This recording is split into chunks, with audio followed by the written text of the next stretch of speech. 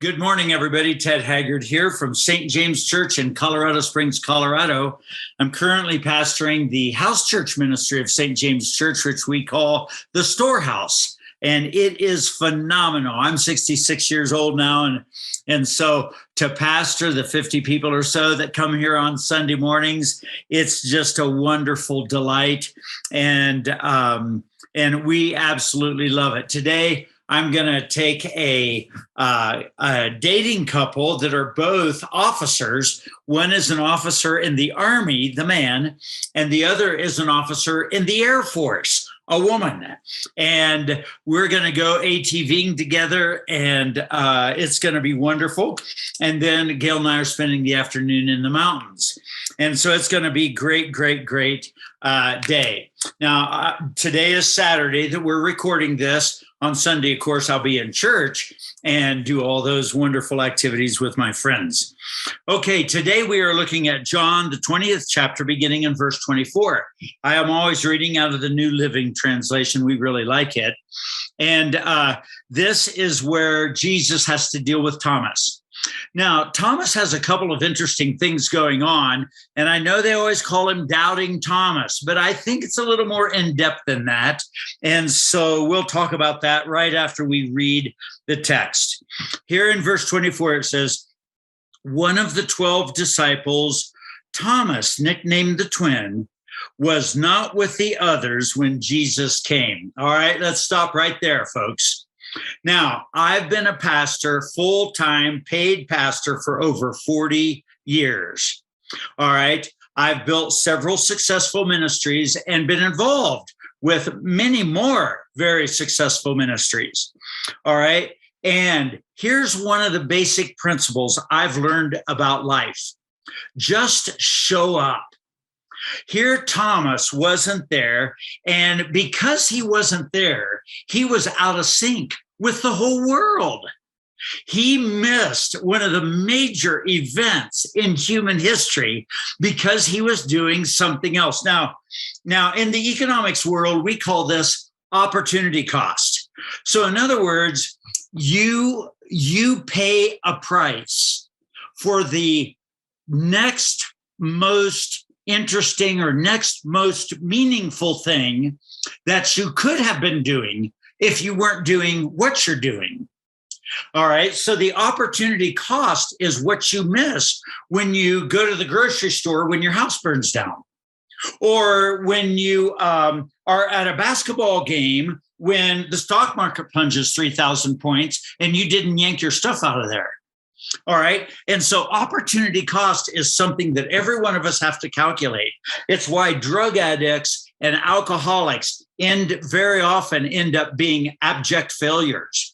It's because their opportunity cost for being drunk or high or whatever is going to work, or maintaining a car, or being with your family, or whatever. So everybody has to evaluate opportunity cost and what they are missing in order to do what they've chosen to do.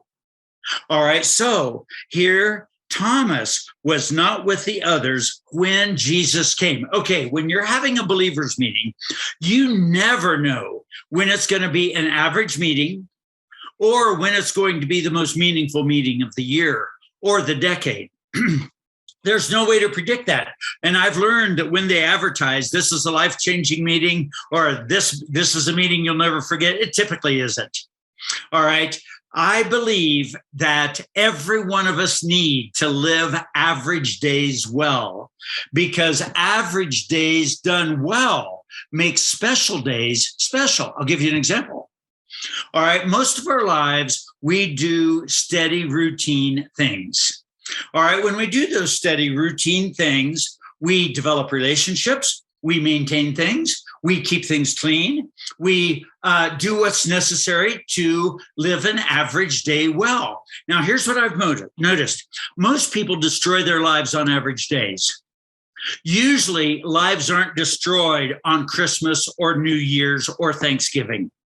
But Christmas and New Year's and Thanksgiving can all be ruined when we mess up on an average day.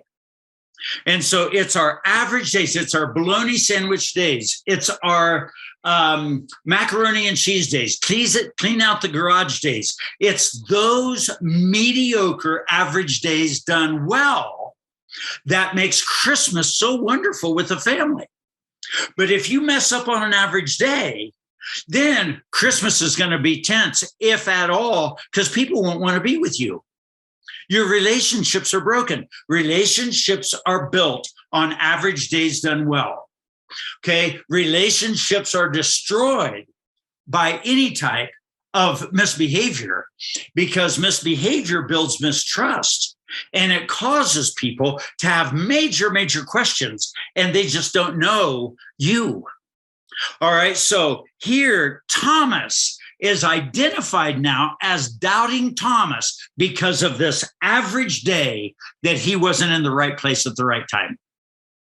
And you will probably miss some opportunities. I know a guy, he lives here in Colorado Springs, that Bill Gates came to when Bill was a college boy and said, I have an idea for a company.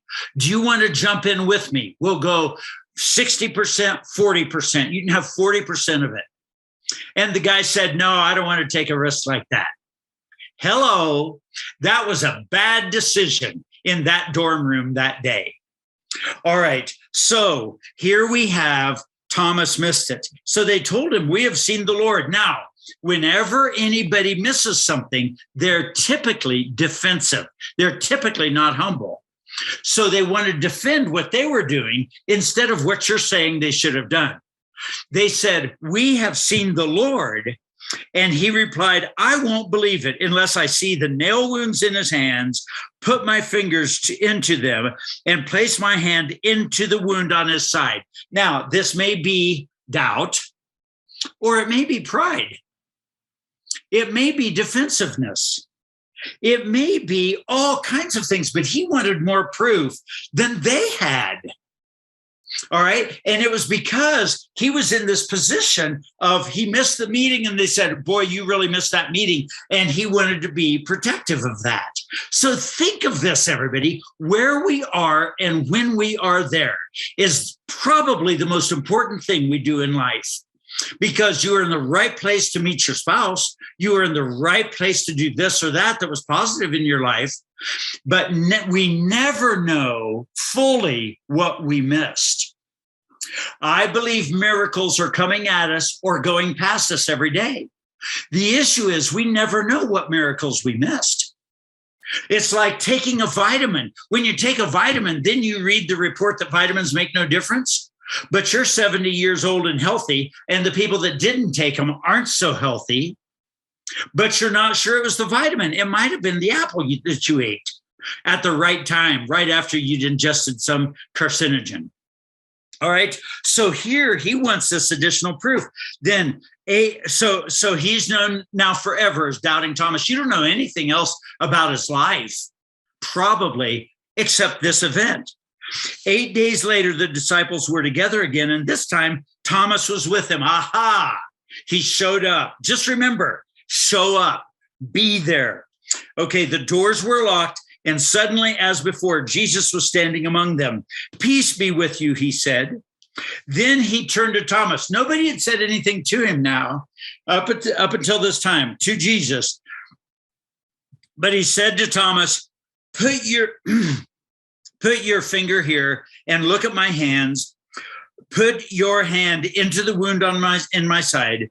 Don't be faithless any longer. Believe.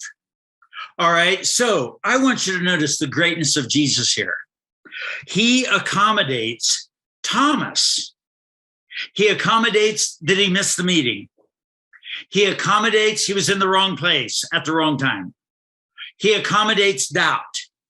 He accommodates Thomas's humanity, his defensiveness, his protectiveness, the things he was demanding. Jesus accommodates all that for us. You don't have any reason to be discouraged, and neither do I, because every weakness, every failure, every problem, every discouragement was taken care of by the personality of Jesus and by the sacrifice he made for us. And here he is, just taking care of Thomas before Thomas even asks him.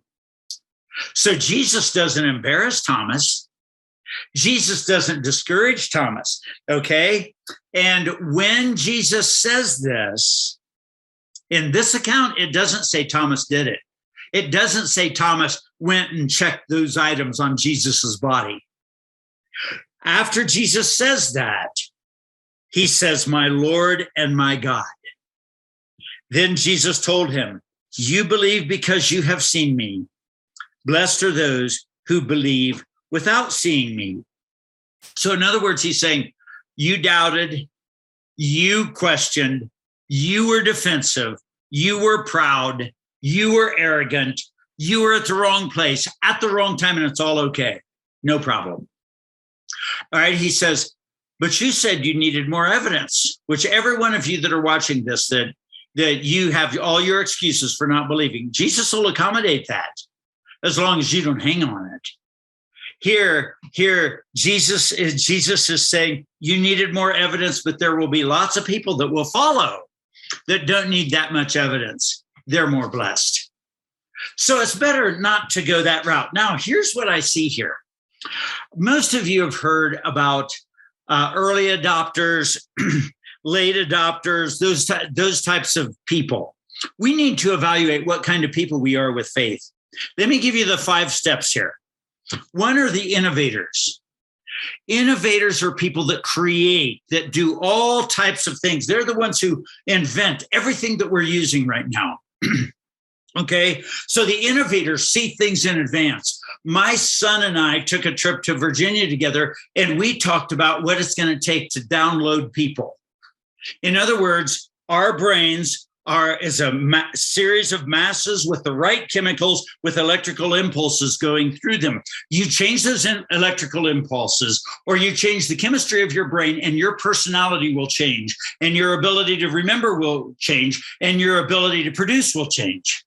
All right, so we're working right now on putting electrodes on our brains to detect that electrical activity and to be able to do things so that when we just think to move my arm, we can move a mechanical arm. All right, well, ultimately, that's going to lead to the place where we're going to be able to download people into a hard drive. Okay, and so we spent the day talking about that.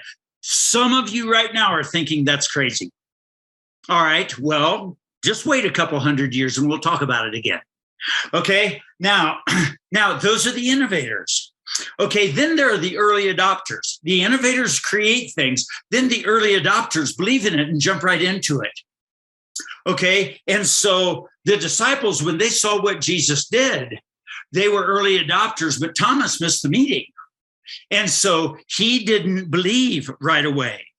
Then there is the early majority. There are people that go to church because lots of people go to church. Doesn't mean they're believers, but they are the early majority. Okay, my little grandson, Sebastian, just went to his kindergarten introductory meeting. And they gave them all, there was a big bulletin board. One side said, excited to be here. And the other said, don't want to be here. All right. All the other little children put their names up under excited to be here, except Sebastian. And Sebastian was the one, no, I don't want to be here. Okay. All right. So, and Christy, my daughter, asked him, are you okay? And he said, well, should I be in the other column? Should I switch? And that was a teaching moment. Christy said, well, what's the truth? He said, I don't want to be here. And she said, okay, so his name is the only name under that one column. He is not an early majority guy. Okay. And if the teacher's anything like I think kindergarten teachers are, she already likes him the best.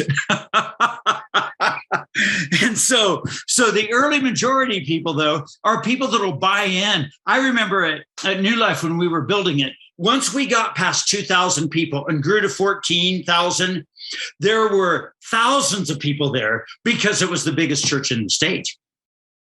And there was no way for me to decide whether they're there to promote their business or whether they're there because it was the going thing right then, or they were there because they really believed.